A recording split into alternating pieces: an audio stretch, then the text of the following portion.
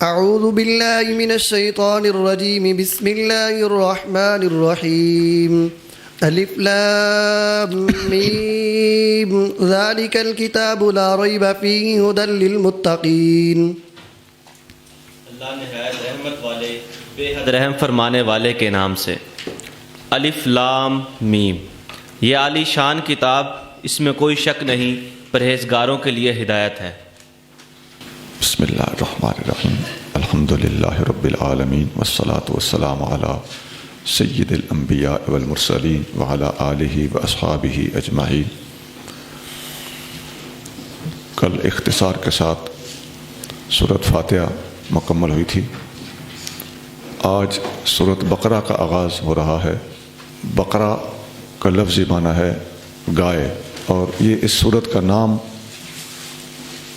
ایک واقعہ جس کے اندر بقرہ یعنی گائے کا ذکر ہے اس کے پیش نظر رکھا گیا ہے۔ قرآن شریف کی تمام صورتوں کے نام ان صورتوں کے اندر پائے جانے والے مضامین کا احاطہ کرتے ہوئے نہیں رکھے گئے، بلکہ کسی بھی ایک نمایاں واقعہ یا نمایاں لفظ کے استعمال کے پیش نظر صورتوں کے نام رکھے گئے ہیں۔ اسی طرح بقرہ کا بھی نام، اس کے اندر بقرہ کا لفظ اور بقرہ کے ساتھ تعلق رکھنے والے ایک واقعہ پیش نظر رکھا گیا ہے۔ یہ سارے نام خود نبی کریم صلی اللہ علیہ وآلہ وسلم نے رکھے تھے، تجویز فرمائے تھے۔ اس سورت کا آغاز الف لام میم سے ہو رہا ہے۔ یہ سورت مدنی سورت ہے جو ہجرت کے بعد مدینہ منورہ میں نازل ہوئی تھی۔ الف لام میم یہ حروف مقطعات کہلاتے ہیں۔ ان کے معانی اللہ جانتا ہے یا اللہ کے رسول صلی اللہ علیہ وآلہ وسلم جانتے ہیں۔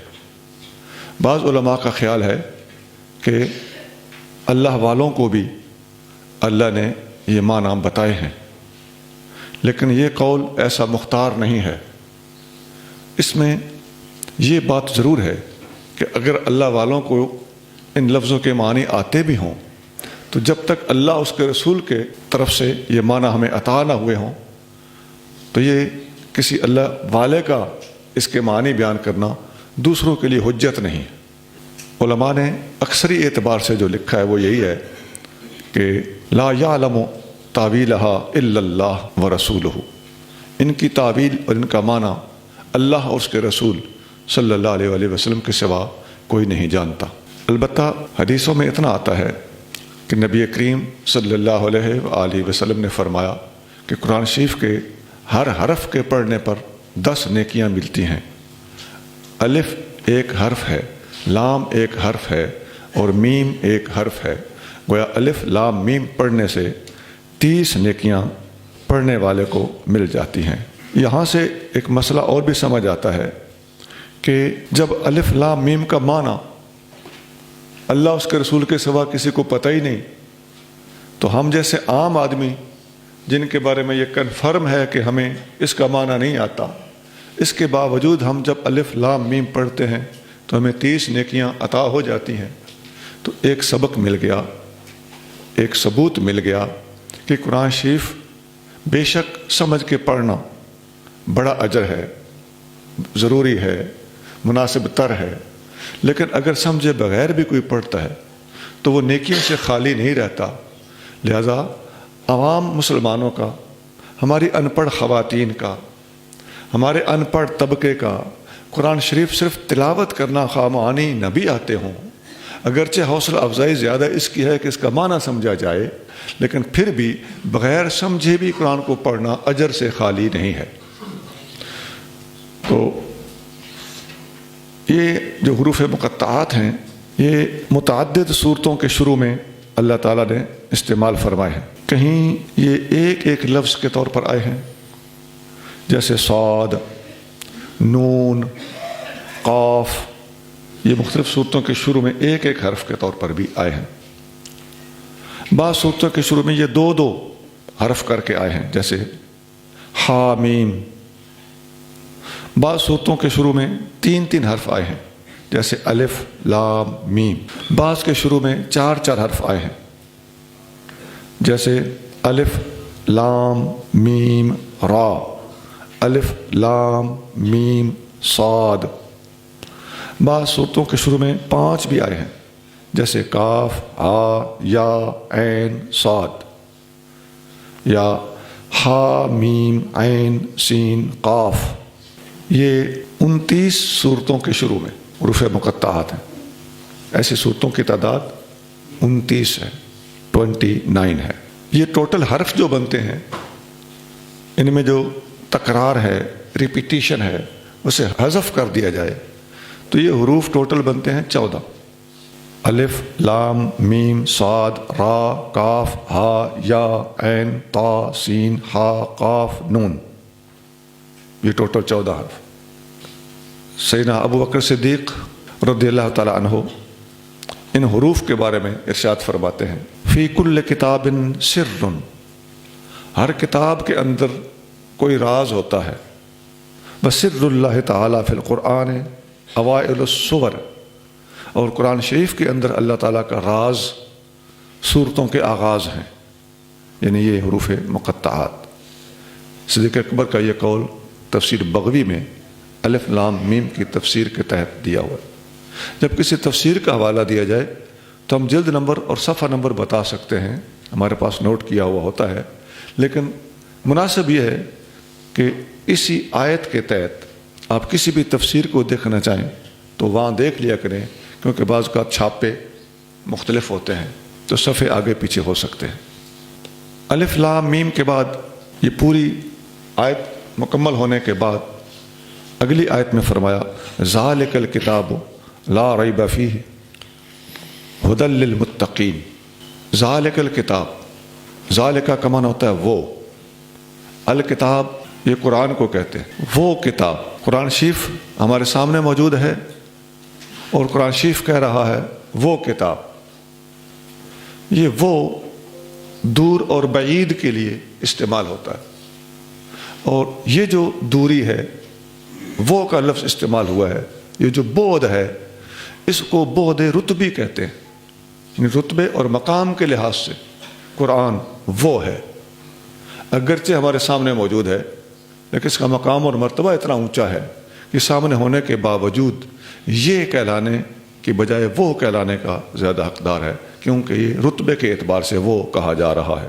اور اگر ہم نسخے کے قرب حصی کے اعتبار سے یہ کہیں تو اس میں بھی کوئی قباحت نہیں ہے، لیکن یہاں اللہ تعالیٰ نے اس کے بعد رتبی کو ملحوظ رکھتے ہوئے اسے وہ کتاب قرار دیا ہے. دوسرا لفظ ہے الکتاب، ذالک الکتاب. تو الکتاب سے مراد قرآن مجید ہے. قرآن مجید کا ذاتی نام القرآن ہے، جیسے اللہ تعالیٰ کا ذاتی نام اس میں علم پراپر ناؤن اللہ ہے. نبی کریم صلی اللہ علیہ وآلہ وسلم کے 2 ذاتی نام ہیں، محمد اور احمد. باقی اللہ کے بھی صفاتی نام ہیں. نبی کریم رؤوف الرحیم صلی اللہ علیہ وآلہ وسلم کے بھی باقی نام صفاتی نام ہیں. تو اسی طرح قرآن شریف کا بھی ذاتی نام القرآن ہے، اور یہ باقی الذکر، النور، الفرقان، الکتاب یہ اس کے صفاتی نام ہیں. یہاں جو قرآن شریف کو ذالک الکتاب الکتاب کہا گیا ہے، یہ اس کتاب جس کا ذاتی نام قرآن ہے، یہ اس کتاب کی بات ہو رہی ہے. قرآن کا لفظی معنی ہے پڑھا جانے والا. تو قرآن کو پڑھی جانے والی کتاب کیوں کہا جاتا ہے؟ کیونکہ عربی میں کتاب یا قرآن یہ مذکر ہے. تو ہمارے ہاں اردو میں کتاب مؤنث ہوتی ہے، تو یہ اپنی اپنی لغت ہے. تو قرآن کا معنی ہے پڑھا جانے والا. تو قرآن اپنے نام کے مطابق واقعی اپنی شان بھی رکھتا ہے. قرآن بلا شبہ پوری دنیا میں سب سے زیادہ پڑھی جانے والی کتاب ہے. پوری دنیا میں اس کے قاری اور ناظرہ خوان تو دور کی بات ہے، اس کے حافظوں کی بھی مردم شماری کوئی نہیں کر سکتا. کوئی مسلمان بھی اٹھ کے کھڑا ہو جائے کہ میں نے یہ تہیہ کیا ہے کہ دنیا بھر کے حافظ گن کے سناؤں، تو اس کے لیے ایک امتحان بن جائے گا، اور ضرور اس سے کوئی نہ کوئی حافظ رہ جائے گا. تو یہ اللہ کا احسان ہے، اور مسلمانوں کے اوپر اللہ تعالیٰ کی یہ خصوصی عنایت ہے، اور قرآن کریم کو اللہ تعالیٰ کی طرف سے یہ خاص اعزاز حاصل ہے کہ پوری دنیا میں ناظرہ اور حفظ اور ترجمہ و تشریح اور تفسیر کے اعتبار سے سب سے زیادہ پڑھی جانے والی، سب سے زیادہ پڑھائی جانے والی اور سب سے زیادہ لکھی لکھائی جانے والی کتاب ہے، اور پوری دنیا میں اتنی زیادہ تفسیریں اور تشریحیں اور کمنٹریز کسی اور کتاب پر موجود نہیں ہیں جتنی تفسیریں قرآن کی لکھی جا چکی ہیں۔ ایک اندازے کے مطابق پوری دنیا میں اگر قرآن کی تفسیروں کی تعداد گنی جائے تو جو تفسیریں الف سے شروع ہوتی ہیں ان تفسیروں کی تعداد 100 سے زیادہ ہے، جن کے نام الف سے شروع ہوتے ہیں۔ یہ قرآن شریف کی خصوصیات ہیں۔ صرف لفظ قرآن کے اندر ہی یہ سارے کے سارے حقائق پوشیدہ نظر آتے ہیں کہ اس کا جو نام قرآن رکھا گیا ہے تو واقعی اس کے اندر یہی شان بھی رکھی گئی ہے۔ اگلے الفاظ ہیں لا ریب فیہ، اس میں کوئی شک نہیں، لا ریب، یہ لا نفی کے لیے ہوتا ہے۔ نفی کا معنی ہے کسی چیز کو کسی چیز میں سے منہا کرنا، اس کا الٹ اس بات ہوتا ہے، یعنی کسی چیز کو کسی چیز میں ثابت کرنا۔ جیسے نفی اس بات، لا الہ الا اللہ کو کہا جاتا ہے، لا الہ یہ نفی ہے، الا اللہ اس بات ہے۔ تو یہ نفی سمجھانے کے لیے میں لا کا معنی عرض کر رہا ہوں کہ لا کا معنی ہوتا ہے نہیں، یہ نفی کے لیے آتا ہے۔ لیکن یہ لا کا لفظ جب کسی واحد پر داخل ہوتا ہے، یعنی واحد سے پہلے آتا ہے، واحد کو عربی میں مفرد کہتے ہیں، تو لا کا لفظ جب واحد یا مفرد پر داخل ہو، داخل ہونے کا مطلب ہے اس سے پہلے وارد ہو، تو وہ پوری کی پوری جنس کی نفی کر دیتا ہے۔ اس کے اندر نفی کرتے وقت کسی قسم کی قید اور کسی قسم کی تخصیص نہیں ہوتی، وہ ٹوٹل نفی کر دیتا ہے۔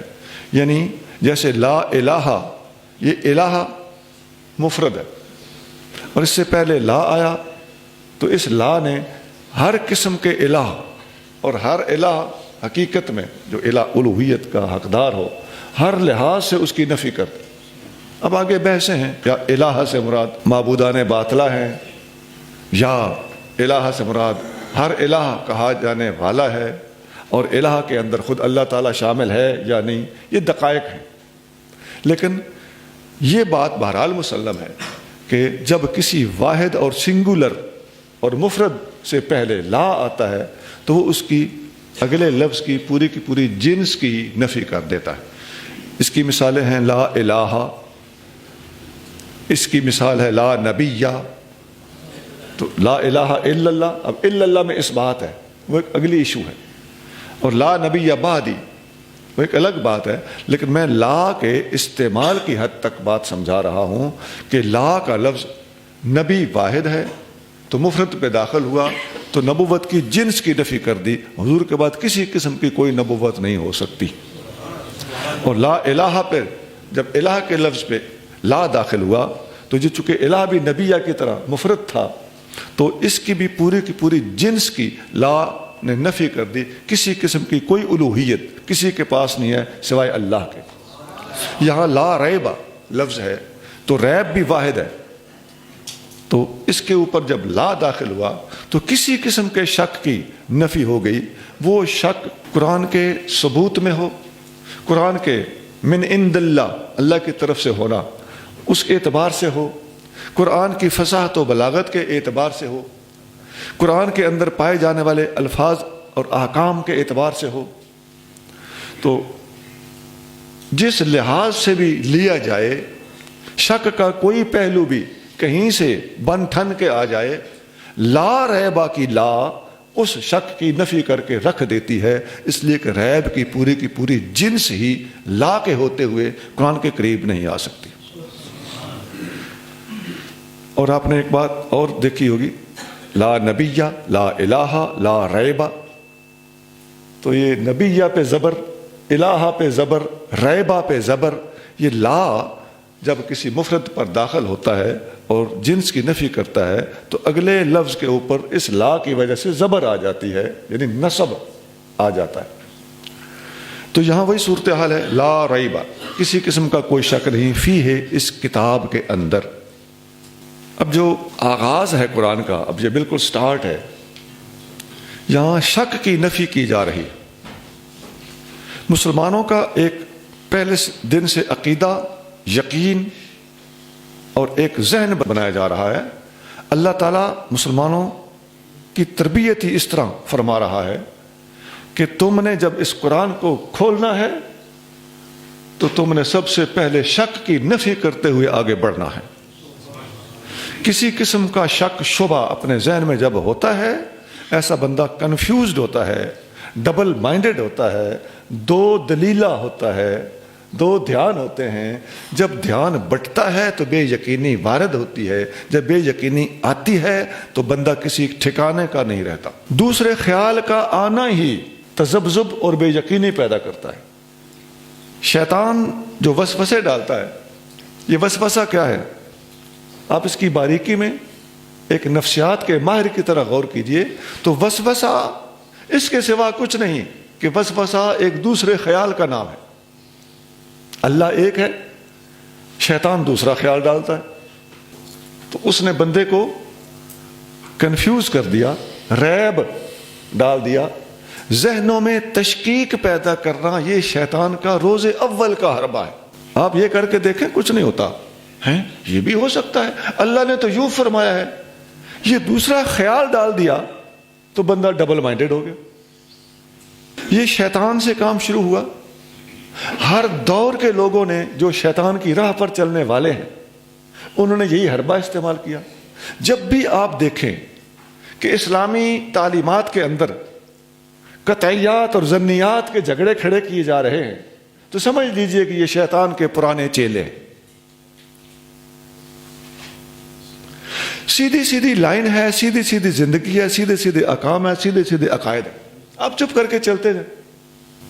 یقین اتنی بڑی دولت ہے کہ مسند احمد میں حدیث ہے، نبی کریم رؤوف الرحیم صلی اللہ علیہ وآلہ وسلم نے ارشاد فرمایا کہ دنیا میں سب سے بڑی دولت جو اللہ تعالیٰ نے تقسیم کی ہے، یا ایھا الناس، اے لوگو، ان الناس لم یؤتوا فی الدنیا خیرا من الیقین والمعافات، پوری دنیا میں اللہ تعالیٰ نے یقین اور درگزر سے بڑی دولت کسی کو عطا نہیں کی۔ یہ حدیث مسند احمد میں موجود ہے، حدیث نمبر 39 39۔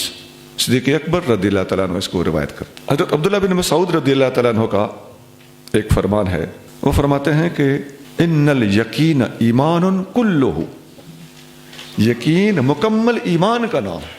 یہ بھی مسند احمد میں صحیح سند کے ساتھ ابن مسعود کا قول موجود ہے۔ اب تھوڑا دوسری طرف آئیے، اسلام کے سوا جتنے بھی ادیان و مذاہب دنیا میں پائے جاتے ہیں، سب کے سب تشکیک، شکوک و شبہات اور بے یقینی کا شکار۔ شرک سب سے بڑی بے یقینی ہوتی ہے، ایک کی بجائے کئی خدا، جو پتھر پیارا لگا اسی کو خدا، جو انہونی اور انوکھی بات کر کے یا انوکھا کام کر کے دکھا دے اسی کو خدا مان لیا۔ تو جو تذبذب ہے اور بے یقینی ہے، یہ شرک سے بڑھ کر کسی چیز میں نہیں پائی جاتی۔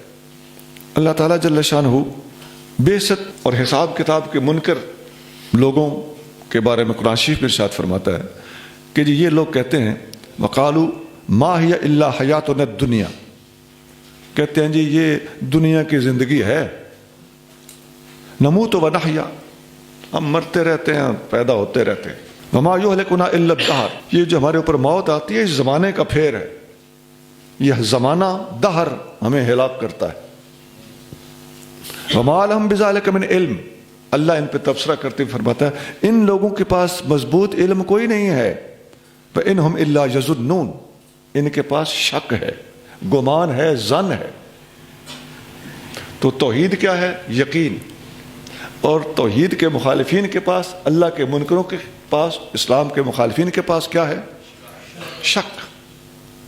شرک ہے تو بھی شک ہے، اور اگر یہ کہے کہ ہمیں تو دہر اور زمانہ ہی ہلاک کرتا ہے، اور یہ سارا کچھ مادے کا کام ہے، تو ان کے پاس بھی اللہ فرما رہا ہے ان کے پاس اپنے اندازے اور تکے ہیں،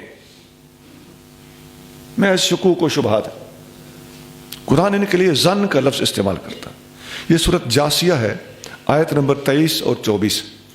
مشرکوں کے بارے میں اللہ تعالیٰ نے ارشاد فرمایا وَمَا لَهُمْ بِهِ مِنْ علم، ان کے پاس کوئی مضبوط علم نہیں ہے۔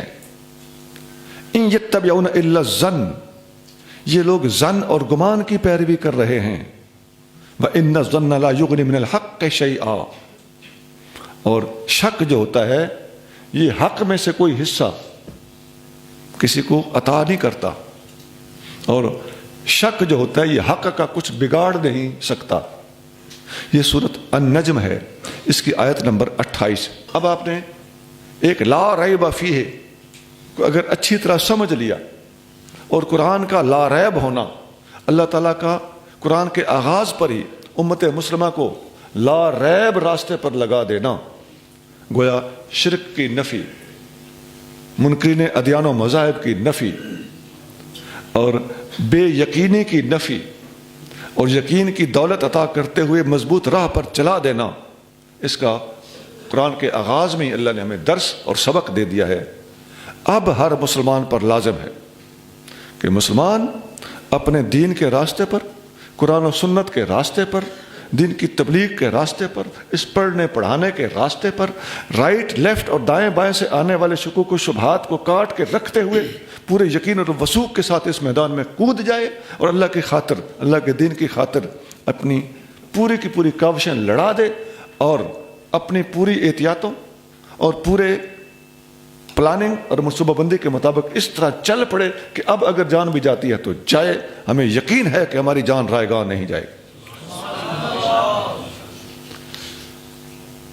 آج کا نوجوان اچھا خاصا دیندار ہوتا ہے، دینی گھرانے کا ہوتا ہے، لیکن انٹرنیٹ کے پروپیگنڈے سے، کسی بندے کی بار بار گفتگو سے، کسی کی چٹپٹی باتوں سے، کسی کی نامناسب صحبت میں بیٹھنے کی وجہ سے کہیں نہ کہیں متاثر ہو کر تھوڑا بہت ڈھیلا جملہ ضرور بول دیتا ہے کہ جی آپ یہ باتیں کرتے ہیں، لوگ پتہ نہیں کہاں پہنچ چکے ہیں، لوگ جہاں پہنچ چکے ہیں پہنچنے دو، تو نے جہاں پہنچنا ہے وہاں پہنچ۔ تو لوگوں کے ہاتھ میں اپنی باغ ڈور کیوں دیتا ہے؟ ان کی باغ ڈور تیرے ہاتھ میں ہونی چاہیے۔ تجھے قرآن نے یقین کی راہ پہ پہلے دن سے لگا دیا۔ تمہیں یقین ہونا چاہیے کہ دین کے مخالف، دین کے وہ نام نہاد نام لیوا جو دین کا ٹھپا اور لیبل استعمال کر کے دین کے خلاف شرارتیں کر رہے ہیں، ان کے مقابلے پر آپ کو اگر کوئی چیز کامیاب کر سکتی ہے تو وہ یقین کی دولت ہے۔ عزیزان گرامی، یہ قرآن کا بہت بڑا کارنامہ ہے کہ اس نے سٹارٹ پر ہی ہمیں یقین کے راستے پہ لگایا ہے۔ آپ دیکھیے، اگر کوئی بندہ کفر سے اسلام میں آئے تو دوسرے ادیان و مذہب اس کو کوئی سزا نہیں دیتے، وہ کہتے ہیں جس کی مرضی۔ اسلام سے کوئی نکل جائے تو اسلام اس کی کیا، اسلامی قانون کی بات کر رہا ہوں، اسلامی قانون اور شریعت کے مطابق اس بندے کی سزا کیا ہے؟ مرتد۔ تو ایسے بندے کو اسلام یہ سزا کیوں دیتا ہے؟ اس کی وجہ یہ ہے کہ دوسرے مذہب والوں کو اپنے مذہب کے، اپنے دین کے برحق ہونے کا اتنا حتمی یقین ہی نہیں ہے جتنا اسلام کو اپنے حتمی اور برحق مذہب ہونے کا یقین ہے۔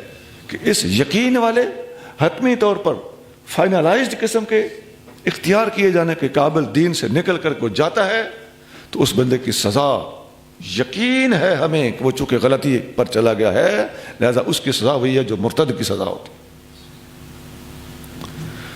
تو آپ پر سوال ہوتا ہے یار یہ دوسرے تو اس قسم کی سزا نہیں دیتے، اسلام کیوں دیتا ہے؟ تو بڑی سادہ سی بات ہے کہ ان کے ہاں ریب ہے، یہاں لا ریب ہے۔ اس سے اگلے الفاظ ہیں ہدی للمتقین، قرآن متقین کے لیے ہدایت ہے۔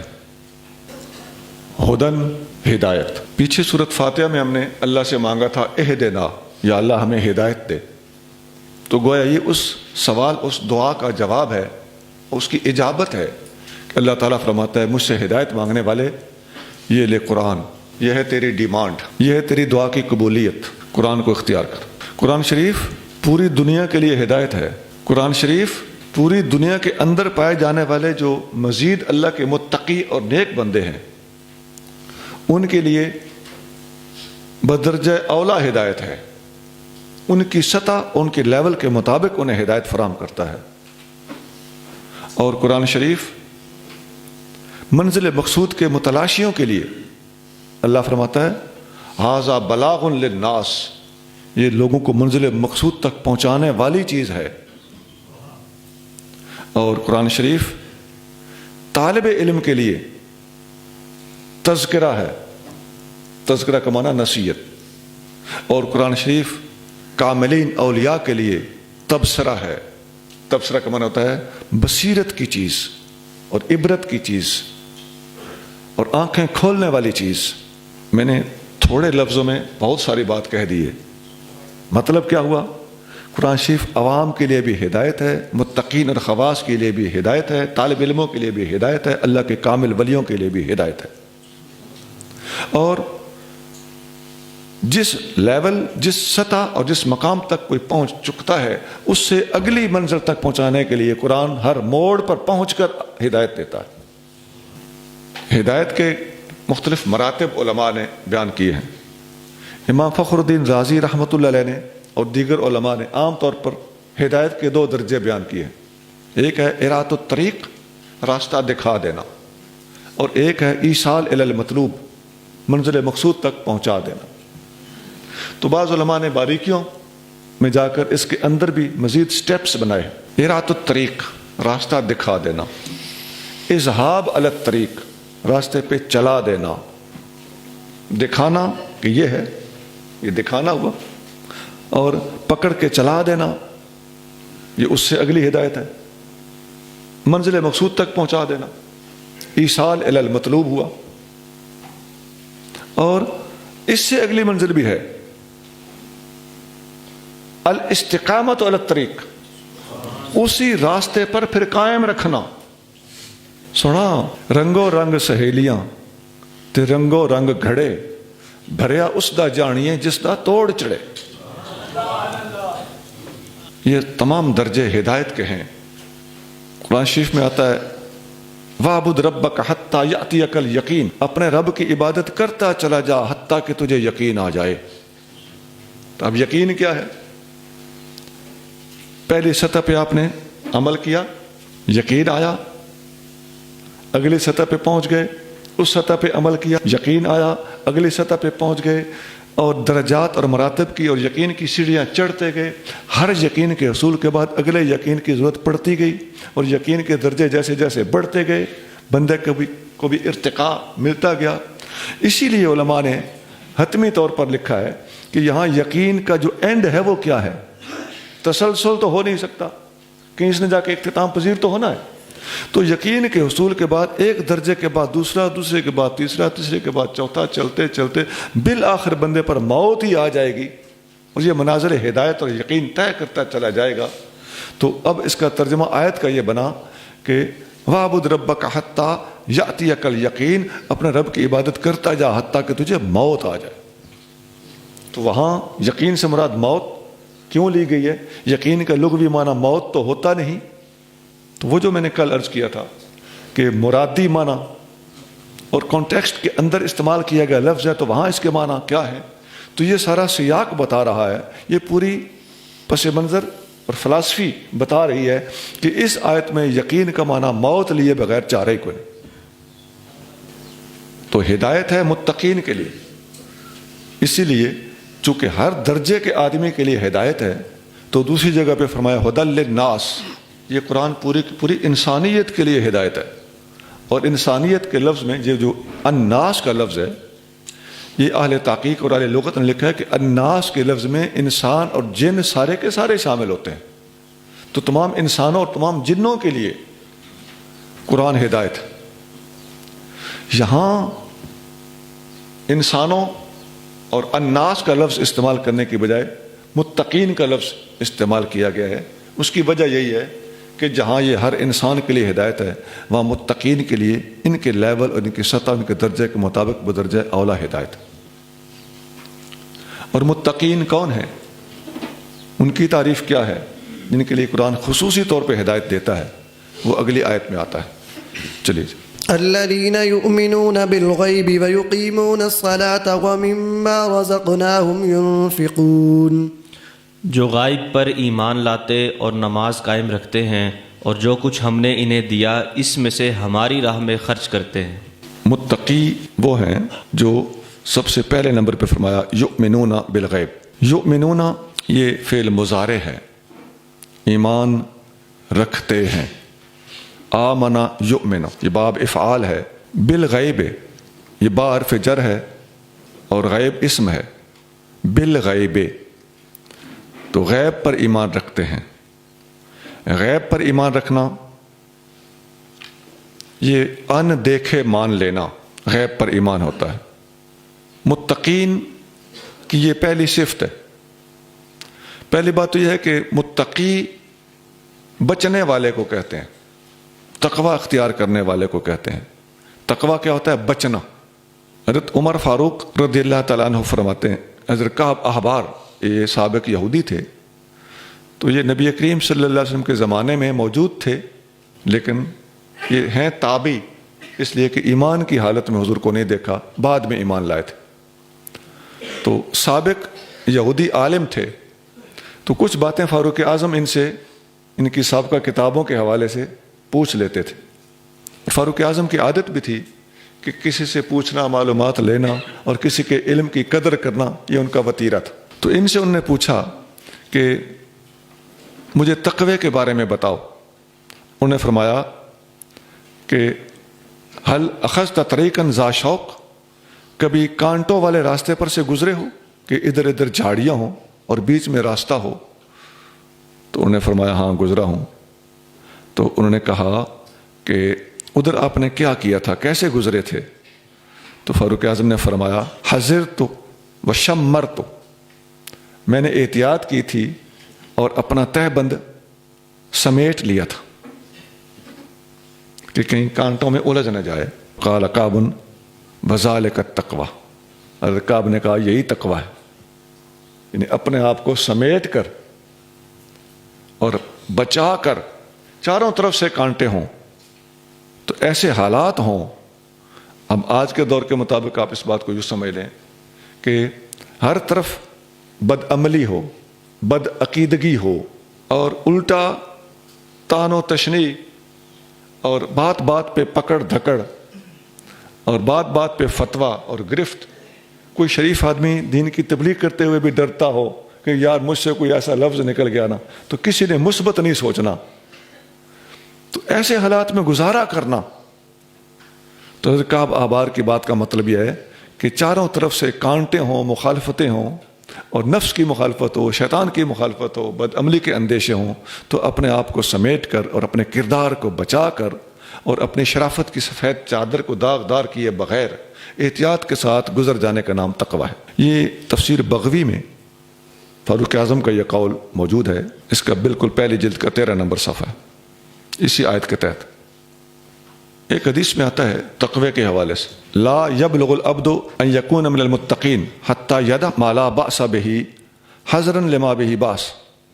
کوئی بندہ اس وقت تک متقی نہیں بن سکتا جب تک ایسی چیزوں کو نہ چھوڑ دے جن میں حرج کوئی نہیں، یعنی مباح چیزیں ان کو نہ چھوڑ دے. کیوں؟ اس ڈر سے کہ کہیں میں اس چیز میں نہ پڑ جاؤں جس میں حرج ہے. تو متقی آدمی ما لا بأس بہ سے بھی بچتا ہے. اور عام طور پر جو فقہا کا مختار ہے کہ جس کے بارے میں وہ لکھتے ہیں کہ لا بأس بہ یا لا بأس فیہ، اس میں کوئی حرج نہیں، تو فقہا لکھتے ہیں کہ اس سے مراد خلاف اولا ہے، یعنی اس چیز سے بچنا مناسب. لا بأس بہ کا یہ مطلب بات. آگے جو الفاظ ہیں یؤمنون بالغیب، جو غیب پر یقین رکھتے ہیں. نبی کریم صلی اللہ علیہ وآلہ وسلم نے اپنے بعد آنے والے ان امتیوں کے بارے میں ارشاد فرمایا جنہوں نے حضور کو نہیں دیکھا ہوگا مگر پھر بھی وہ حضور کریم صلی اللہ علیہ وآلہ وسلم پر ایمان لائیں گے. آقا نے فرمایا طوبیٰ لمن رآنی، خوشخبری ہو اس بندے کو جس نے مجھے دیکھا. اور طوبیٰ سبع مرات لمن لم یرنی وآمن بی، اس بندے کو 7 بار خوشخبری ہو جس نے مجھے نہیں دیکھا مگر اس کے باوجود مجھ پر ایمان لے آیا.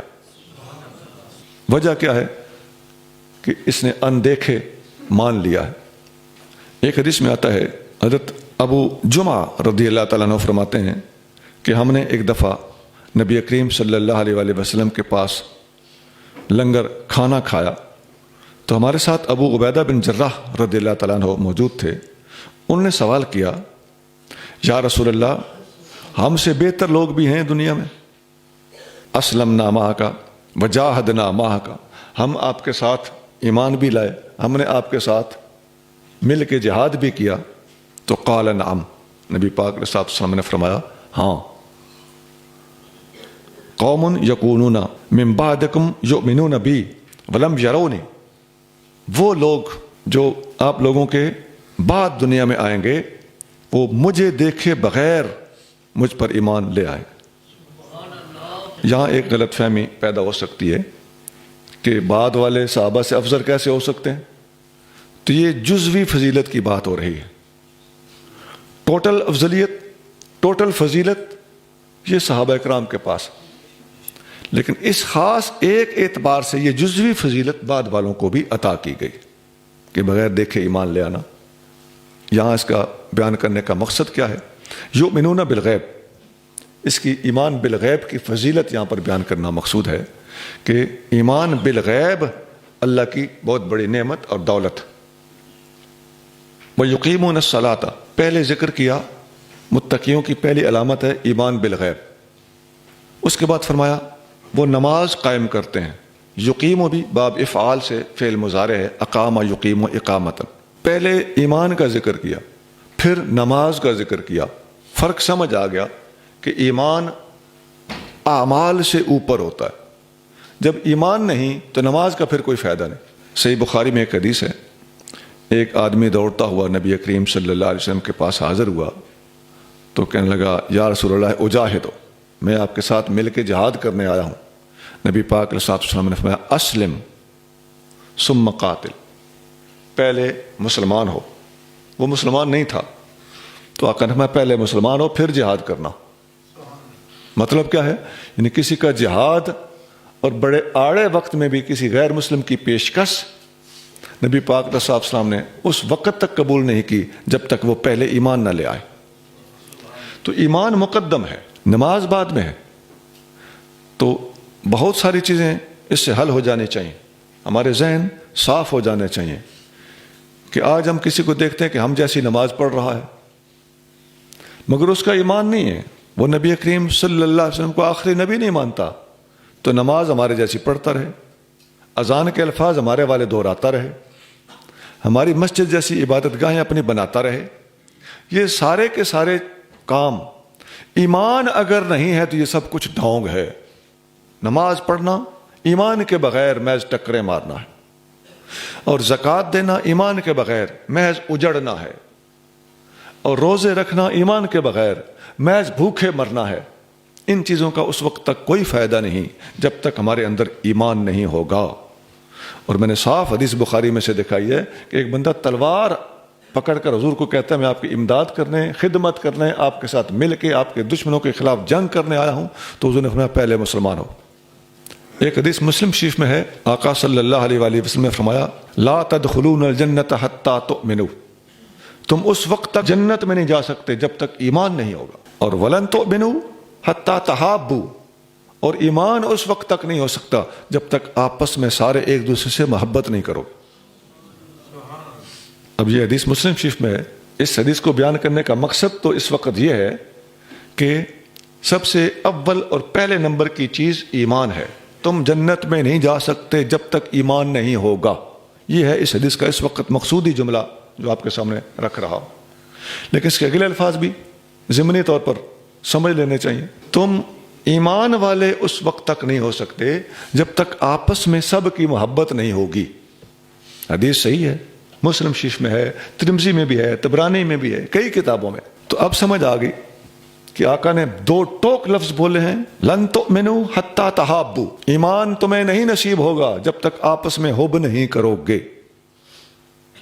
تو گویا تمام لوگوں اب کہیں صحابہ اکرام کی محبت کا ذکر ہے، کہیں اہل بیت اطہار کی محبت کا ذکر ہے، وہ ساری محبتیں اپنی جگہ پہ، لیکن یاد رکھ لیجئے آپس کی محبت نہ ہوگی تب بھی حضور صلی اللہ علیہ وسلم نے فرمایا ایمان ہی نہیں ہوگا۔ تو ان میں سے کسی ایک محبت کو لوگوں کے سامنے بار بار رکھتے رہنا اور باقی ساری محبتیں ڈیلیٹ کر دینا یہ مناسب نہیں، بلکہ سخت زیادتی، غلطی اور دین کے ساتھ وفادارانہ شعار کے بالکل منافی۔ اگلے الفاظ ہیں وَيُؤْتُونَ الزَّكَاةَ، اور نماز ادا کرنے کے بعد پھر زکوٰۃ ادا کرتے ہیں۔ عزیزان گرامی، قرآن شریف میں نماز اور زکوٰۃ کا ذکر بار بار اکٹھا موجود ہے، لگ بھگ 69-70 مقامات پر جہاں نماز کا ذکر ہے وہاں پر زکوٰۃ کا بھی تذکرہ موجود ہے۔ جس طرح نماز کے اوپر مستقل کتابیں اور فقہ کی کتابوں کے اندر ان کے نماز کے موضوع پر مستقل اور بے شمار صفحات موجود ہیں، اسی طرح زکوٰۃ کے اوپر بھی مستقل کتابیں ملتی ہیں، اور زکوٰۃ کے موضوع پر فقہ کی کتابوں کے اندر پورا باب اور کتاب الزکوٰۃ موجود ہوتی ہے، فقہی تفصیلات وہاں پر موجود ہیں۔ نماز کے فضائل، زکوٰۃ کے فضائل، روزوں کے فضائل یہ الگ الگ کتابوں میں ملتے ہیں، اور بعض مفسرین نے بھی اس مقام پر ان چیزوں کے فضائل اور ان کے طریقے اختصار کے ساتھ بیان کر بھی دیے ہیں، لیکن عام طور پر تفسیر کی کتابوں میں یا تفسیر پڑھتے پڑھاتے وقت ان کے فقہی مسائل کو زیر بحث کم لایا جاتا ہے، اور واقعی تفسیر پڑھنے پڑھانے کا یہ جو طریقہ ہے ہمارا، اس میں ان باریکیوں میں اگر ہم چلے جائیں تو ادھر بہت وقت لگ جائے گا، لیکن اس کے لیے ہمارا فقہ کی کتابوں کی طرف اس وقت رجوع کرا دینا، ان کا ریفرنس دے دینا مناسب ہے اور کافی۔ ہاں یہ بات ہے کہ نماز اور زکوٰۃ کو اللہ تعالیٰ نے قرآن شریف کے اندر چونکہ اکٹھا بیان کیا ہے، اور قرآن کے اس آغاز کے موقع پر بھی ان کو اکٹھا بیان کیا ہے، اس لیے محقق لوگوں نے، علماء نے، صحابہ کرام نے نماز اور زکوٰۃ میں فرق کرنے والے پر ایک ہی حکم لگایا ہے۔ بخاری وغیرہ میں حدیث ہے کہ جس وقت زکوٰۃ کے منکر کھڑے ہو گئے تھے تو حضرت صدیق اکبر رضی اللہ تعالیٰ عنہ نے یہی لفظ بولے تھے، جب صحابہ کرام نے مشورہ دیا کہ نیا نیا آقا کریم صلی اللہ علیہ وآلہ وسلم کا وصال پر ملال ہوا ہے، تو ان لوگوں کے خلاف تلوار اٹھانا شاید موقع کی مناسبت اگر دیکھی جائے تو اس کو مؤخر کرنا مناسب ہوگا، لیکن صدیق اکبر نے فرمایا کہ جو بندہ نماز اور زکوٰۃ میں فرق کرے گا میں اس کے خلاف ایسے ہی تلوار اٹھاؤں گا جیسے نماز کے منکر کے خلاف اٹھائی جاتی۔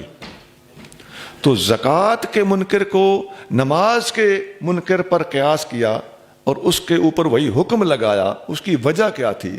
اس کے پس منظر میں یہ علمیت پوشیدہ تھی۔ صدیق اکبر اس بات کو اچھی طرح سمجھتے تھے کہ قرآن کے اندر جہاں نماز کا ذکر ہے اسی مقام پر زکوٰۃ کا بھی ذکر ہے، نماز کو زکوٰۃ سے اور زکوٰۃ کو نماز سے جدا نہیں کیا جا سکتا۔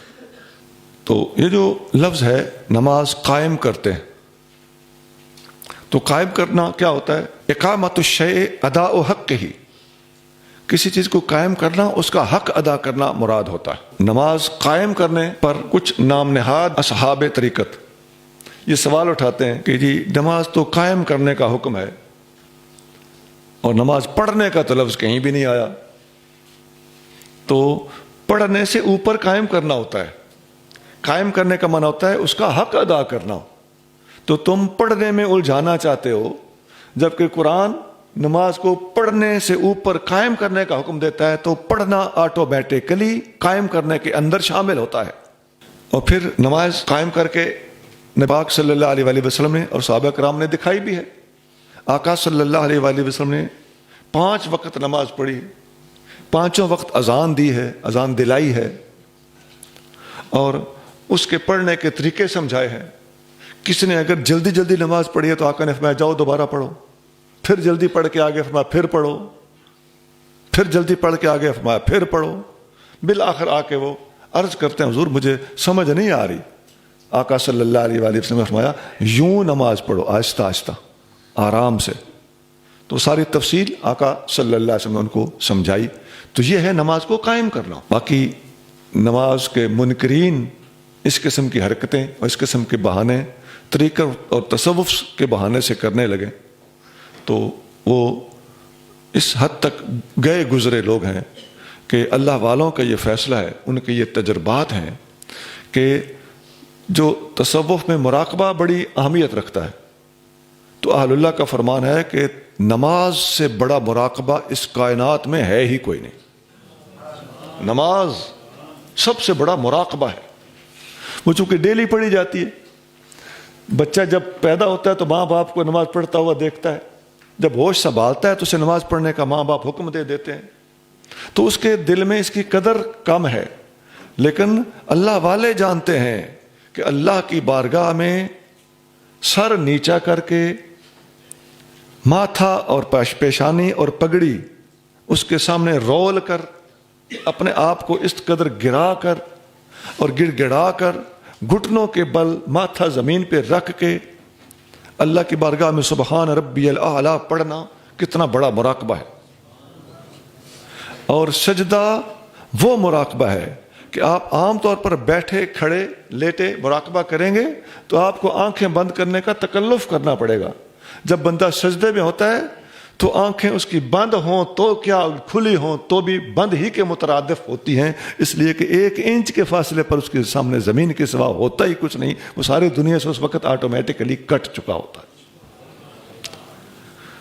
صوفی صاحب ذرا غور کیجئے، سجدہ کتنا بڑا مراقبہ ہے۔ تو یہ ہے نماز قائم کرنے کے حوالے سے مختصر سی بات، ورنہ اس کی بہت تفصیل ہے۔ اور پھر نماز کے بارے میں جو قرآن شریف میں جگہ جگہ آتا ہے،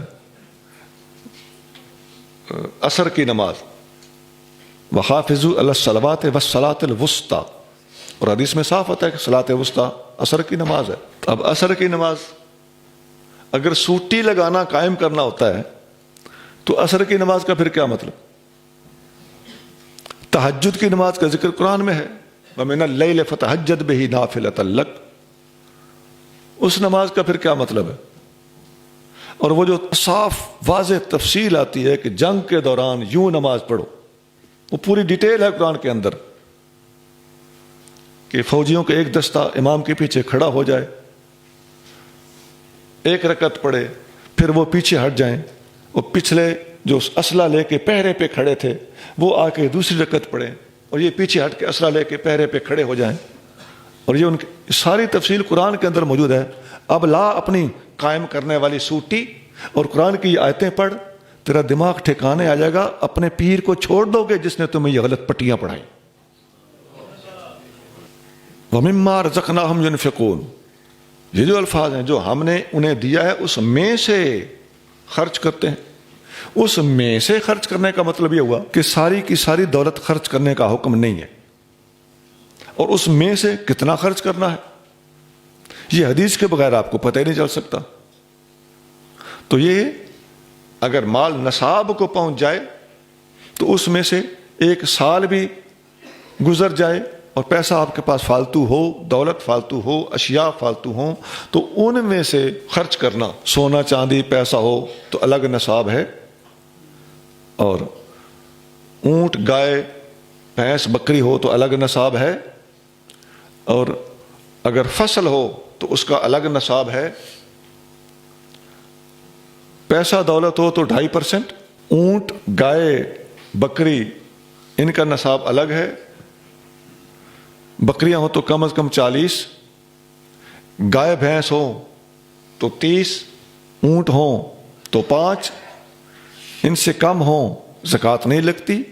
اور یہ بھی وہ جانور جو باہر جنگل میں مفت کا چارہ چرتے ہوں، قدرتی چارہ، لیکن اگر آپ اپنے گھر میں باندھ کر، قلعے پہ باندھ کر ان کو ونڈا ڈال کے بھاڑا ڈال کے آپ کھلاتے پالتے ہوں تو ان پر زکوٰۃ ہے ہی نہیں، خواہ ان کی تعداد جتنی بھی ہو جائے۔ اور جو فصل ہوتی ہے اس میں اگر بارش کے ذریعے سے قدرتی پانی سے سیراب ہوتی ہے تو اس پر 10واں حصہ ہے، اسے عشر کہتے ہیں، اور اگر آپ قیمتی پانی لگاتے ہیں تو اس میں 20واں حصہ ہے، اسے نصف عشر کہتے ہیں۔ یہ مختصر سی تفصیل ہے، باقی حدیثوں کے اندر اس کی ڈیٹیل موجود ہے۔ یہ ہے مما رزقناہم ينفقون، اور مما اس میں سے جو کچھ بھی ہم نے انہیں دیا ہوا ہے۔ یہ جو کچھ کے لفظ کو میں نے لمبا کر کے آپ کے سامنے بولا ہے، اس کی وجہ یہ ہے کہ جو کچھ اللہ نے دیا ہے یہاں اس جو کچھ کے لفظ سے ما کے عموم سے دلیل پکڑتے ہوئے بات ثابت ہوتی ہے کہ اللہ نے جو کچھ بھی دیا ہے، ایک تو اس میں سے ادا کرنا جو زکوٰۃ کا فریضہ ہے اس کی مقدار متعین ہے، لیکن جو کچھ سے پتہ چلتا ہے کہ اللہ نے اگر آپ کو علم دیا ہے تو اس کو خرچ کرو، اللہ نے اگر آپ کو اولاد دی ہے تو اولاد کو بھی اللہ کی راہ میں خرچ کرو، جو ہوگا دیکھا جائے۔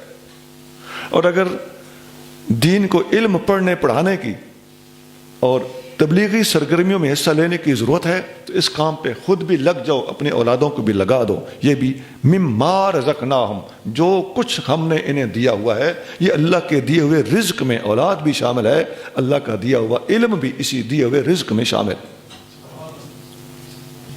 آگے چلیے۔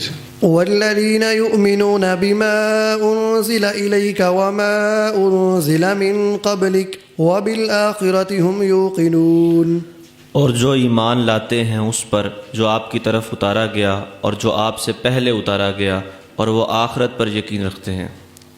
جی، متقین کی اگلی صفت بیان ہو رہی ہے، جو ایمان رکھتے ہیں اس پر جو آپ پر نازل کیا گیا، اس سے مراد قرآن مجید ہے، جو آپ سے پہلے نازل کیا گیا، تورات، زبور، انجیل اور صحائف مراد ہیں۔ وبالآخرۃ ہم یوقنون، اور آخرت پر یقین رکھتے ہیں۔ آخرت سے مراد قیامت ہے۔ یہاں قادیانی ترجمہ کرتے ہیں کہ آخرت کی موعود باتوں پر یقین رکھتے ہیں، تو یہ آخرت سے مراد قیامت ہے۔ قرآن شریف کے اندر جگہ جگہ آخرت کا لفظ آتا ہے، وہ قیامت کے معنی میں استعمال ہوا ہے، اور قرآن اپنی تفسیر خود بیان کرتا ہے، جبکہ یہ لوگ قرآن سے تفسیر لینے کی بجائے اور نبی کریم صلی اللہ علیہ وسلم سے قرآن سمجھنے کی بجائے اپنے سینے کے زور سے اپنے اندرونی غلط عقیدوں کی بنا پر قرآن شریف کے ترجمے کر رہے ہیں۔ تو ان ترجموں کا بھی نوٹس لیا جا رہا ہے اور لیا جا چکا ہے پاکستان کے اندر الحمدللہ۔ ہمارے دوستوں نے، علماء نے، کچھ صحافی حضرات نے اور پروفیسر حضرات نے، ان میں بڑے بڑے کام کے لوگ ہوتے ہیں، ہمارا ان سے اچھا محبت والا رشتہ اور تعلق ہونا چاہیے۔ تو میں نے دیکھا کہ ان کے اندر بڑے بڑے غیور لوگ ہیں، تو ان لوگوں کے ساتھ بنا کے رکھنا، ان کو اچھا سمجھنا اور ان کو اپنے سے بہتر سمجھنا ہمارا اخلاقی فرض بھی ہے۔ کوئی پتہ نہیں اللہ تعالیٰ کس سے کام لے لے۔ اس ترجمے پر پچھلے دنوں سوال اٹھایا گیا، اس ترجمے پر پابندی اور اس کا سخت نوٹس لیا گیا۔ اس ترجمے کے اوپر ایک حاشیہ بھی ہے، اس کا نام قادیانیوں نے تفسیر صغیر رکھا ہوا، اور اس کا مصنف مرزا بشیر الدین ہے، مرزا قادیانی کا بیٹا ہے۔ تو یہ اس کا ترجمہ جو میں آپ کو سنا رہا ہوں۔ ایک بات اور قابل غور ہے، اس آیت میں نبی کریم صلی اللہ علیہ وسلم سے پہلے نازل ہونے والی چیز کا بھی ذکر ہے۔ ما انزل الیک، یہ آقا کے اوپر نازل ہونے والی چیز کا بھی ذکر ہے، اور آقا سے پہلے والی چیز بھی نازل ہوئی، حضور پر بھی کچھ نازل ہوا، حضور کے بعد کسی نازل ہونے والی چیز کا اس آیت میں ذکر نہیں ہے۔ حضور کے بعد کس چیز کا ذکر ہے؟ وبالآخرۃ ہم یوقنون، وہ لوگ آخرت پر یقین رکھتے ہیں۔ پتہ چل گیا حضور سے پہلے بھی کچھ اترا، حضور صلی اللہ علیہ وسلم کے اپنے اوپر بھی کچھ اترا، اور حضور کے بعد کچھ نہیں اترے گا، بلکہ وبالآخرت کا لفظ ہے، آخرت پر یقین رکھتے ہیں۔ اسی لیے بخاری اور مسلم میں ایک حدیث موجود ہے، بخاری میں حدیث نمبر 6504 ہے۔ نبی کریم صلی اللہ علیہ وسلم نے ارشاد فرمایا کہ بعثت انا والساعۃ کہاتین، ایسے دو انگلیاں آپ نے اٹھا کے ارشاد فرمایا، میں اور قیامت دو انگلیوں کی طرح جڑے ہوئے۔ یعنی آقا فرماتے ہیں کہ میرے اور قیامت کے درمیان کوئی فاصلہ نہیں، جس طرح ان دو انگلیوں کے درمیان کوئی فاصلہ نہیں۔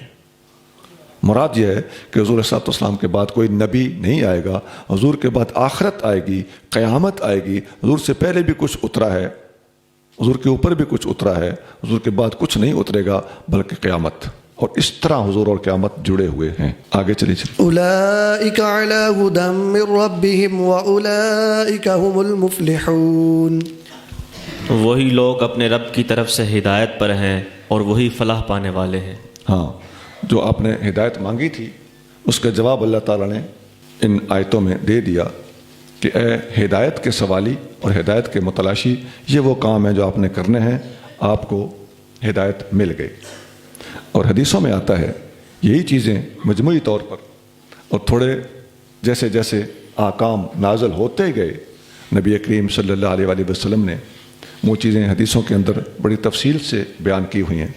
حدیث میں آتا ہے نبی کریم صلی اللہ علیہ وسلم نے فرمایا بنی الاسلام علی خمس، اسلام کی بنیادیں 5 چیزوں پر رکھی گئی ہیں۔ شہادت اللہ الہ الا اللہ و ان محمد رسول اللہ، اس بات کی گواہی دینا کہ اللہ کے سوا کوئی عبادت کا حقدار نہیں اور محمد صلی اللہ علیہ وآلہ وسلم اللہ کے رسول ہیں۔ اقام الصلاۃ و ایتاء الزکوٰۃ و صوم رمضان والحج، نماز، زکوٰۃ، روزہ اور حج، یہ 5 چیزیں ہو گئیں۔ تو کلمہ شریف، نماز، زکوٰۃ، روزہ اور حج، فقیر نے اس کو شعر میں ڈھالا ہے۔ کلمہ، نماز، زکوٰۃ تے روزہ، حج کرن نو جا۔ کلمہ، نماز، زکوٰۃ تے روزہ، حج کرن نو جا، اے 5 اصول اسلام دے بندے سبق پکا۔ 5 روزانہ 3 سالانہ، 5 روزانہ سمجھ رہے ہوں گے، نماز، 3 سالانہ روزے، 5 روزانہ 3 سالانہ، انہاں نال نبھا انشاءاللہ روز قیامت سدھا جنت جا۔ یہ جو دوسرا شعر ہے یہ حضرت شاہ عبداللطیف بھٹائی رحمۃ اللہ علیہ کے سندھی میں ایک شعر کا میں نے ترجمہ کیا ہے، اللہ ان کو غریق رحمت فرمائے۔ آگے چلیے۔ إن الذين كفروا سواء عليهم أنذرتهم أم لم تنذرهم لا يؤمنون۔ بے شک جو لوگ کفر میں راسخ ہو چکے ان کے لیے برابر ہے کہ آپ انہیں ڈرائیں یا نہ ڈرائیں، وہ ایمان نہ لائیں گے۔ بے شک جو لوگ کفر میں راسخ ہو چکے، یہ ان الذین کفروا، بے شک جن لوگوں نے کفر کیا، اس کا ترجمہ بے شک جو لوگ کفر میں راسخ ہو چکے، یہ نہایت خوبصورت ترجمہ ہے، کیونکہ اللہ تعالیٰ کی مراد بھی یہ ہے کہ جو کفر میں ایسے گہرے جا چکے ہیں کہ اب ان کے واپسی کے راستے ان پر انہوں نے خود بند کر لیے ہیں، تو ان کی بات ہو رہی ہے۔ ورنہ تو کافروں سے لوگ مسلمان ہوتے بھی رہے، اب بھی ہو رہے ہیں الحمدللہ۔ تو یہاں کفر میں رسوخ پا لینے، اس کی انتہا کو چھو لینے والے وہ لوگ مراد ہیں جن کے سارے قلوب کے اوپر سیاہی چھا چکی ہے۔ انا، بے شک، الذین، جو لوگ، کفروا، کفرا، کفرا، کفروا، یہ ماضی ہے جنہوں نے کفر کیا، یہ کفر یکفرو باب نصر ینصرو، سواء علیہم، ان کے اوپر برابر ہے۔ سواء تسویہ برابری کو کہتے ہیں، اسی سے ہم اردو کا لفظ مساوی اخذ کرتے ہیں، ان کے لیے مساوی ہے، برابر ہے۔ علیہم، ان کے اوپر، ان کے اوپر یا ان کے لیے برابر ہے، یہ ان کے لیے برابر فرمایا، یہ نہیں فرمایا کہ اے محبوب آپ کے لیے برابر ہے، کیونکہ حضور صلی اللہ علیہ وسلم، حضور صلی اللہ علیہ وسلم کے غلام، دین کے مبلغین، ان کا دین پر محنت کرنا نہ کرنا یہ برابر نہیں ہے۔ دین کے اوپر محنت کرنے، تبلیغ کرنے کا ان کو بہرحال اجر ملے گا۔ برابر پھر کس کے لیے؟ جن لوگوں کے دلوں پر مہر لگ چکی ہے، جو کفر میں راسخ ہو چکے ہیں، ان کے لیے برابر ہے، ان کو کوئی فائدہ نہیں پہنچے گا۔ آپ کو فائدہ ہوگا یا نہیں ہوگا یہ اس کی بات نہیں ہو رہی، آقا صلی اللہ علیہ وسلم کو دین کی تبلیغ کرنے کا بہرحال فائدہ ہی فائدہ ہے۔ اگلے الفاظ ہیں انذرتہم ام لم تنذرہم، آ کا معنی کیا، حمزہ زبر آ، اس کا معنی ہوتا ہے کیا۔ تو یہاں میں ایک مناسبت سی پیدا ہوئی ہے، آپ کو چند الفاظ ایسے عرض کر دینا مناسب سمجھتا ہوں کہ آپ کو قرآن شریف کے بہت سارے مقامات پر یہ لفظ خود بخود جب بار بار آتے ہیں تو آپ کو ایک مہارت پیدا ہو جائے گی۔ اس کا معنی ہوتا ہے کیا، حل، ہا 2 آنکھوں والی اور لام حل، اس کا معنی بھی ہوتا ہے کیا۔ واو، جیسے والذین، اور وہ لوگ، واو کا معنی ہوتا ہے اور، او اس کا معنی ہوتا ہے یا، من اس کا معنی ہوتا ہے سے، الہ اس کا معنی ہوتا ہے تک، حتی اس کا معنی ہوتا ہے حتیٰ کے، فی اس کا معنی ہوتا ہے میں، اندر، علا عین لام یا اور کھڑا زبر، علا اس کا معنی ہوتا ہے اوپر۔ یہ چند حروف ہیں جو میں نے آپ کو بتائے ہیں، باقی حروف جارہ وہ بھی استعمال ہوتے ہیں، وہ عام طور پہ لفظوں کے ساتھ جوڑ کے بھی آنے والے ہوتے ہیں، جیسے با ہے، باللہ، یا بسم اللہ، یہ بھی حرف ہے، اس کا معنی ہوتا ہے ساتھ. للہ، الحمد للہ، لام کا معنی ہوتا ہے کے لیے. یہ ایک سنگل حرف ہے، ایک الفابیٹ ہے، تو یہ بھی حروف میں ہی شمار ہوتا ہے جو پریپوزیشنز ہوتی ہیں. کاف یہ تشبیہ کے لیے آتا ہے، کسیبن جیسے بارش ہو، کاف کا معنی ہوتا ہے جیسے. سیقولو سین، اس کا معنی ہوتا ہے جلد ہی. تو یہ چند حروف ہیں، ان کو اگر آپ لوگ یاد کر لیں تو آپ کے لیے دلچسپی کا باعث بھی ہوں گے، دینی محبت بھی اس کے اندر آپ کو زیادہ کھینچے گی اور وہ زیادہ دلچسپی کو بڑھائے گی، اور قرآن فہمی کے اندر آپ کو بہت زیادہ ہیلپ ملے گی. قرآن کا ایک مخصوص حصہ ہے جو پورے کا پورا آپ کو ان حرفوں کو یاد کر لینے اور سمجھ لینے سے کور ہو جائے گا. انہی کا ایک یہ حرف ہے، اس کا معنی ہوتا ہے کیا. انذرتا، کیا آپ نے ڈرایا، ہم ان کو، کیا ہی آپ نے ان کو ڈرایا. ام لم تنذرہم، ام کا معنی ہوتا ہے یا آپ نے نہ ڈرایا، کیا ہی ڈرایا یا نہ ڈرایا. لا یؤمنون، یہ ایمان نہیں لائیں گے. کون ایمان نہیں لائیں گے؟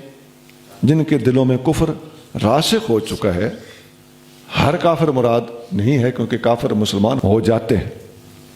ایمان ہوتا کیا ہے؟ یہ پہلے یؤمنون بالغیب میں بھی ایمان کا لفظ تھا، اور یہاں ان الذین کافروا کے حوالے سے بھی لا یؤمنون، یہ ایمان نہیں لائیں گے.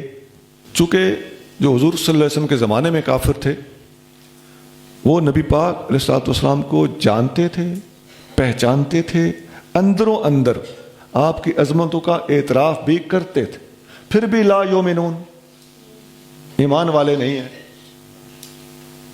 قرآن شریف خود کہتا ہے کہ یعرفونہ کما یعرفون ابناءہم، یہ لوگ میرے محبوب کو اس طرح جانتے ہیں، پہچانتے ہیں، ان کی معرفت رکھتے ہیں جس طرح اپنی اولادوں کو پہچانتے ہیں.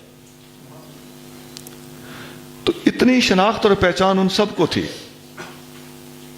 ابو جہل بھی جانتا تھا، پاسے پاسے باتیں کرتا تھا.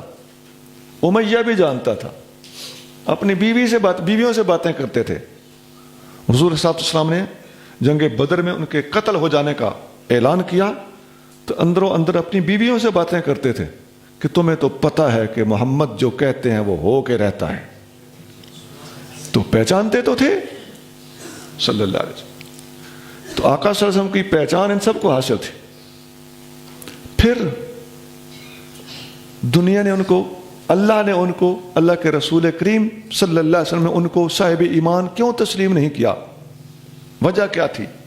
ایمان کس چیز کا نام ہے؟ پتہ چلتا ہے ایمان معرفت قلبی کا نام صرف نہیں ہے، بلکہ دیکھیے فیصلہ حضور صلی اللہ علیہ وسلم خود کر دیں تو بات ختم نہ ہوگی.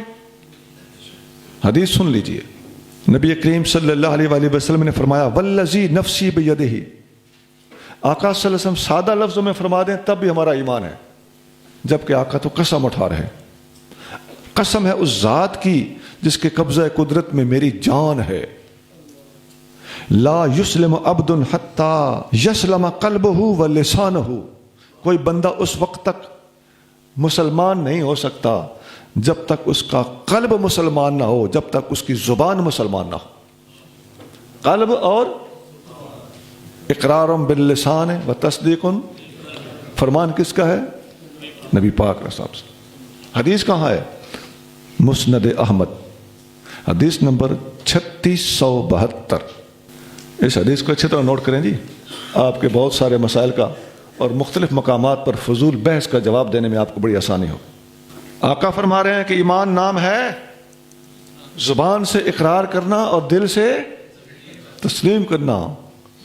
دل اور زبان دونوں مسلمان ہونے چاہیے. آگے پڑھیے.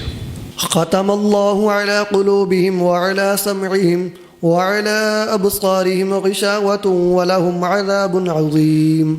اللہ نے ان کے دلوں اور ان کے کانوں پر مہر ثبت کر دی اور ان کی آنکھوں پر پردہ ہے اور ان کے لیے بڑا عذاب ہے. ختم اللہ، ختم کا معنی ہوتا ہے مہر. اللہ نے مہر لگا دی علی قلوبہم، ان کے دلوں پر. قلوب پر، قلب کی جمع ہے قلوب، اور ختمہ یہ فعل ماضی ہے، واحد مذکر غائب ہے. اس نے مہر لگائی. اللہ نے مہر لگا دی ان کے دلوں پر، وعلی سمعہم، اور ان کے کانوں پر، ان کی سماعتوں پر، کان اور دل دونوں پر مہر اللہ نے لگائی. تو پھر سوال اٹھتا ہے کہ ان کا قصور کیا ہے؟ تو جواب پچھلی آیت میں جا چکا ہے، ان الذین کفروا، جو خود کفر اختیار کر چکے ہیں، ان کی بات ہو رہی ہے. ان کا کفر اور ان کا مرض اور روحانی بیماری اس حد تک گہری ہو چکی ہے کہ اب ان کے دلوں کے اوپر گویا کہ مہر لگ چکی ہے. اور قرآن شریف کے اندر ایک اور جگہ پر اس کی وضاحت موجود ہے.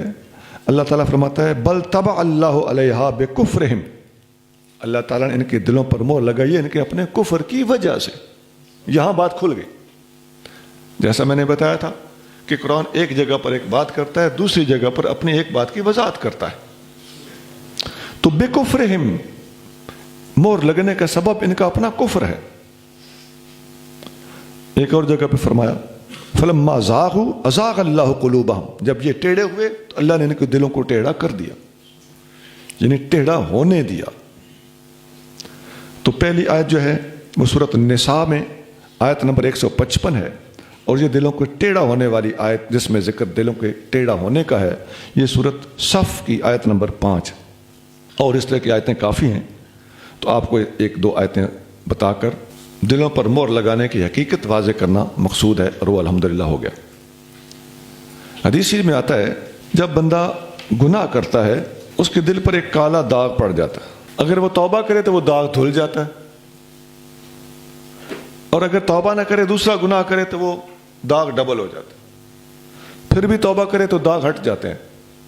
اگر توبہ نہ کرے تیسرا گناہ کر لے تو پھر داغ اور بڑا ہو جاتا ہے. حتیٰ کہ اگر انسان توبہ نہ کرے گناہ پہ گناہ کرتا چلا جائے تو اس کا سارے کا سارا دل سیاہ ہو جاتا ہے، اور پورے کے پورے دل کے اوپر کالک اور سیاہی چھا جاتی. بس اس حدیث سے صاف پتہ چل گیا کہ یہ ہے وہ نوبت جس کو قرآن شریف ختم اللہ علی قلوبہم سے تعبیر کرتا ہے کہ ان کے دلوں پر اللہ نے مہر لگا دی. اب مہر لگتی ہے. تو یہ پوری کی پوری تفصیل ہے جو قرآن کو سمجھنے کے لیے قدم قدم پہ ہمیں انتباہ کر رہی ہے کہ قرآن کو سمجھنا ہے تو خود قرآن کے دوسرے مقامات سے سمجھو، یا قرآن کو سمجھنا ہے تو نبی پاک علیہ الصلوۃ والسلام کے فرمان سے سمجھو. اور ان کی آنکھوں پر پردہ ہے، غشاوتن. یہ غشا پردے کو کہتے ہیں. یہ غشا مختلف قسم کے ہوتے ہیں، ایک طبی معاملات بھی اس میں پھر ملبس ہو جاتے ہیں. ولہم عذاب عظیم، اور ان کے لیے عذاب عظیم ہے، بڑا عذاب ہے. اچھا ایک بات یہاں پر قابل توجہ ہے، یہ دلوں پر مہر لگ گئی، دماغوں پر مہر نہیں لگی. عام طور پر تو یہ مشہور ہے نا کہ بندہ دماغ سے سوچتا ہے، دماغ سے مانتا ہے، دماغ سے سمجھتا ہے، لیکن دلوں کے اوپر مہر یہ کیوں لگائی گئی؟ یہاں جو علماء کا قول مختار ہے، اور علامہ ابو الشکور سالمی نے التمہید میں اس پر زیادہ بحث کی ہے کہ اصل میں عقل دل میں ہوتی ہے یا دماغ میں ہوتی ہے، یہ بات سمجھنے کی. چند علماء کا فرمان ہے، وہ بھی اللہ کے پیارے ہیں، کہ عقل دماغ میں ہوتی ہے، اور اکثر علماء کا فیصلہ یہ ہے کہ عقل دل میں ہوتی ہے. اور عقل کو طبی طور پہ دماغ اور قلب کے ساتھ ریلیٹ کرتے ہوئے اگر سمجھا جائے تو اس کا تعلق دماغ سے قلب کے تھرو انڈائریکٹلی بنتا ہے. ابھی جو غشاوہ کا لفظ آپ نے پڑھا ہے، میں نے کہا تھا کہ اس میں تھوڑی سی طب ملوث ہوتی ہے، تو وہاں تو میں گول کر گیا تھا، یہاں مجھے کھول کے بتانا پڑ گیا کہ دل کے اوپر دو جھلیاں ہوتی ہیں. پہلی جھلی کا تعلق جگر سے اور دوسری جھلی کا تعلق دماغ سے ہوتا ہے. تو دل کے اوپر چڑھی ہوئی دماغی جھلی، اس کے اوپر مہر لگتی ہے، تو اس کا تعلق چونکہ دماغ سے ہوتا ہے، لہذا وہ عقل اگر دماغ میں ہے تو قلب کی اس جھلی کے تھرو ہے، اور اس جھلی کے اوپر مہر لگتی ہے، تو اس کا دماغ سوچنا بند کر دیتا ہے اور دل قبول کرنا چھوڑ دیتا ہے. تو دونوں بزرگوں کے اقوال اپنے اپنے جگہ پہ درست بنتے ہیں، اور قلب کے اوپر مہر کا لگائے جانا لے دے کے نتیجہ یہ نکلتا ہے جیسا کہ قرآن کی دوسری آیتوں میں آتا ہے وَلَهُمْ قُلُوبٌ لَا يَفْقَهُونَ بِهَا، ان کے سینے میں قلب ہیں لیکن سمجھتے کچھ نہیں.